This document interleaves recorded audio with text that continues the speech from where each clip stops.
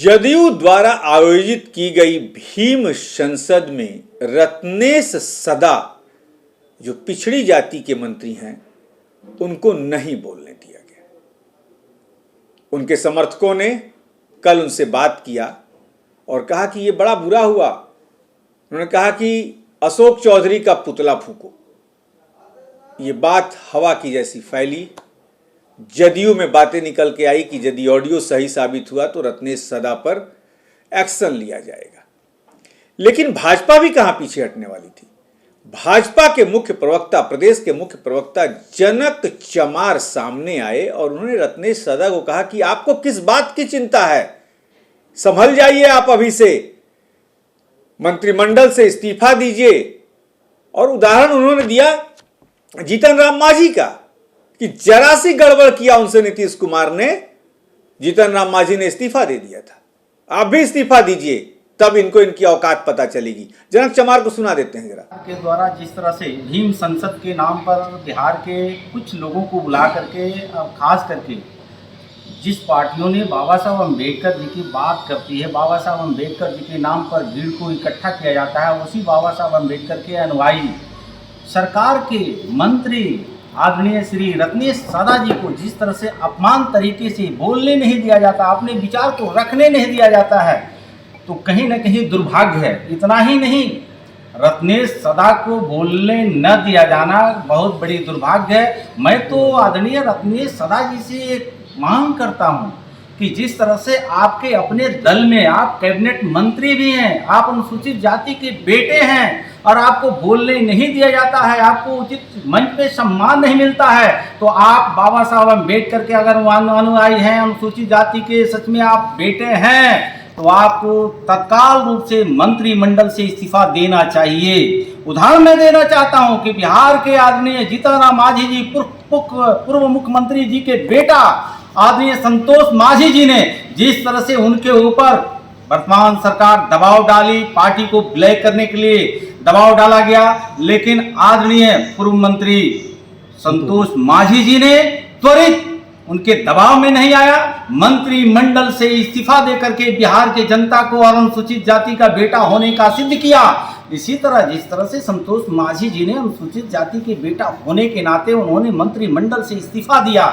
रत्नेश सदा जी, रोने की जरूरत नहीं है, गाने की जरूरत नहीं है। आपकी आबादी SC ST अनुसूचित जाति भाई बहनों की बिहार प्रदेश में 22% आबादी है, जिनकी आबादी नमक में दाल जैसे है। उन लोगों ने एक बड़ा भाई 17 साल शासन किया, एक भाई 17 साल पूरा करने जा रहे हैं। बड़ी दुर्भाग्य है, बड़े भाई भी अगर बिहार में सत्तासीन रहे तो उनके शासन काल में भी एक दलित का बेटा रमई राम जी को जिस तरह से उस सरकार में पूर्ववर्ती अपमानित किया, इतना ही नहीं, पूर्व मंत्री, पूर्व सांसद बगहा के आदरणीय पुण्यवासी राम जी को भी बिहार प्रदेश में आपके बड़े भाइयों को जिस तरह से ये लचर व्यवस्था दिखने को मिला था, दलितों को अपमान करने की परंपरा चल पड़ी, उसी बड़े भाई के रास्ते पर और चचा भतीजा दोनों लोग मिलकर के कभी आदरणीय जीतन राम मांझी को अपमान करना, कभी संतोष मांझी जी को अपमान करना, कभी रत्नेश सदा जी को अपमान करना, ये बिहार के अनुसूचित जाति के भाई बहन बर्दाश्त नहीं करेगा। रत्नेश सदा जी, आप में तनिक भी नैतिकता बची है तो आप तत्काल रूप से इस्तीफा देकर के सरकार से बाहर आनी चाहिए। सुन लिया आपने। जनक चमार यहीं तक नहीं रुके, उन्होंने कहा कि समझ में नहीं आ रहा है कि मुख्यमंत्री को आखिर हो क्या गया है, क्या हम बांग्लादेश में हैं या बिहार में हैं। छुट्टियों के ऊपर बोल रहे हैं जनक चमार, सुनवाते हैं।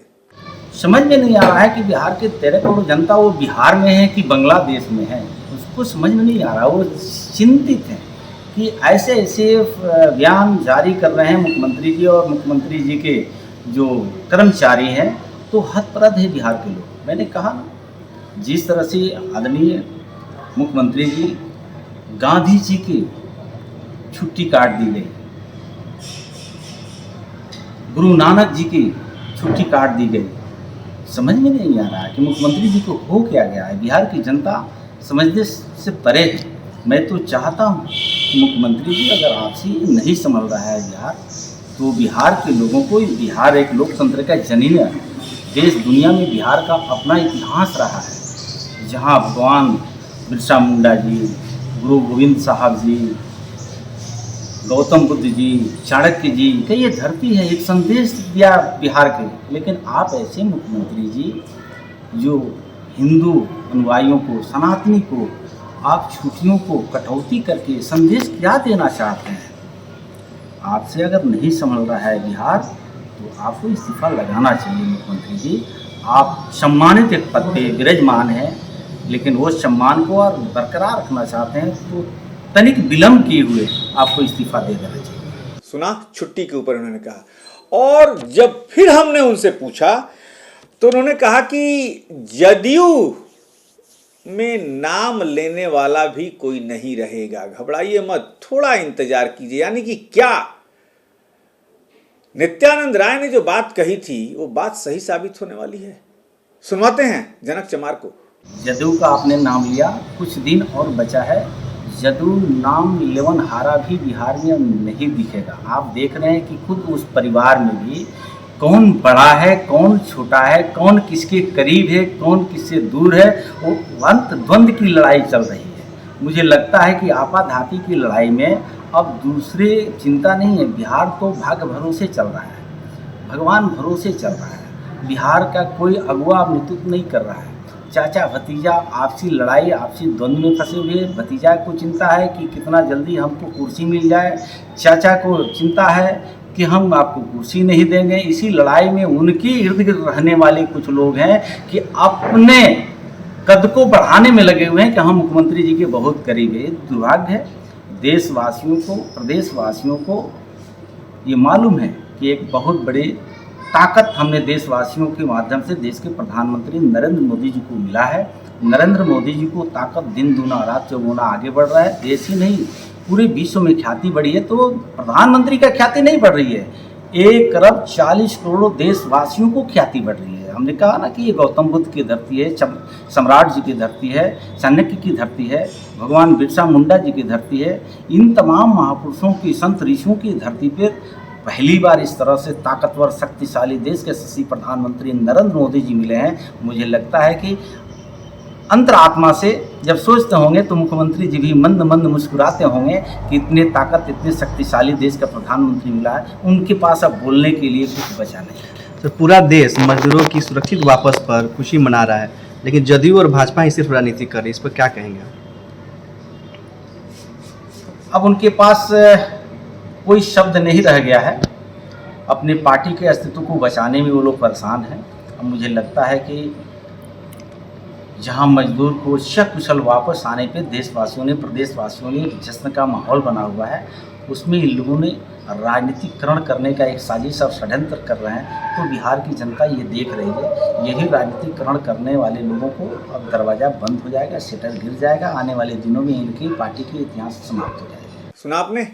कहा कि जदयू में नाम लेने वाला भी कोई नहीं रहेगा जदयू का। उन्होंने एक चौपाई भी पढ़ी। अब देखना यह है कि जदयू का नाम लेने वाला कोई रहता है या नहीं, बचता है या नहीं, ये तो वक्त बताएगा। लेकिन आप रहिए हमारे साथ। नमस्कार।